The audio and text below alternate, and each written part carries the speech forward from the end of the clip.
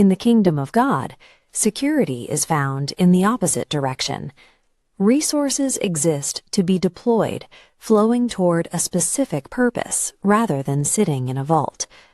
This map shows the 1040 window, a region stretching from West Africa to East Asia. For 21 years, ABN-SAT has aimed its broadcast signal directly into these territories, some of the most restricted and hostile environments on Earth. Logistically, maintaining a presence here for 2 decades suggests a need for massive earthly capital, a safety net thick enough to absorb constant opposition. But the ministry's history is defined by the absence of that net. They navigated constant resource droughts and intense external pressure, yet the broadcast never stopped. This history suggests that kingdom abundance functions as a tool for breaking through resistance. It operates through 4 specific ways God provides when human math says the mission should have failed. Moving the gospel into the 1040 window requires a total shift from earthly banking to spiritual physics. First, consider the refining fire. While we often view a crisis as a force of destruction, the spiritual perspective treats it as a filtration system. This is the principle found in Daniel chapter 3. The furnace was built to kill Shadrach, Meshach, and Abednego, but the extreme heat created the conditions for the 4th man to appear among them. For ABN-SAT, 21 years of opposition acted as this furnace.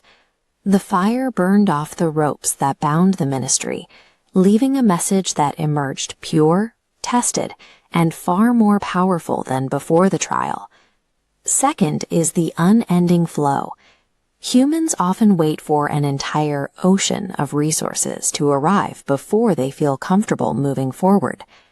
This diagram compares a massive one-time deposit with a continuous loop. Biblical abundance is a bubbling spring delivering exactly what's needed right on time. This continuous flow sustained ABN-SAT's broadcasts, a daily reliance on a supply arriving in sequence, not bulk. Third is the miracle of distribution, based on the account of the loaves and fishes. Hoarding a small resource keeps it small. Breaking and distributing it triggers a process where the supply exponentially expands as it moves outward. Every new multilingual program ABN-SAT launches acts as this broken bread.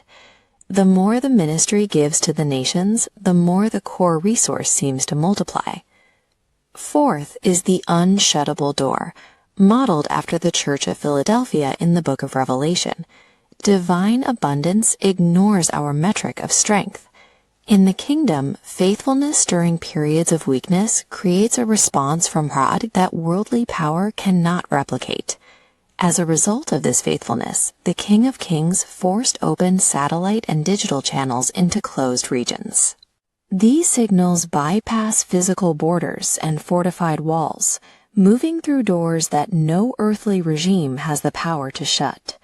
This combination of constant distribution and sovereign access allows a ministry to influence the globe without relying on traditional scales of power.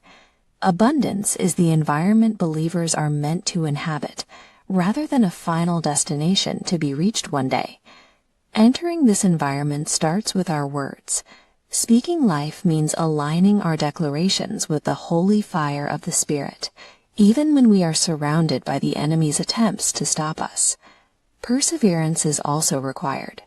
The geological pressure and the feeling of lack you may feel today are the precursors to a miracle, much like the pressure required to form a diamond. We are instructed to seek the king rather than the harvest. When we obsess over the resources, we lose sight of the one who provides them. The spiritual law is simple. Pursue the king first, and the resources of the kingdom will follow as a natural consequence. ABN-SAT's 21 years of survival have built a foundation for a season of significant growth. Just as the disciples found 12 baskets of leftovers after the feeding of the 5,000, The years of faithful distribution have created a surplus of grace for the next generation. We are the children of El Shaddai, the God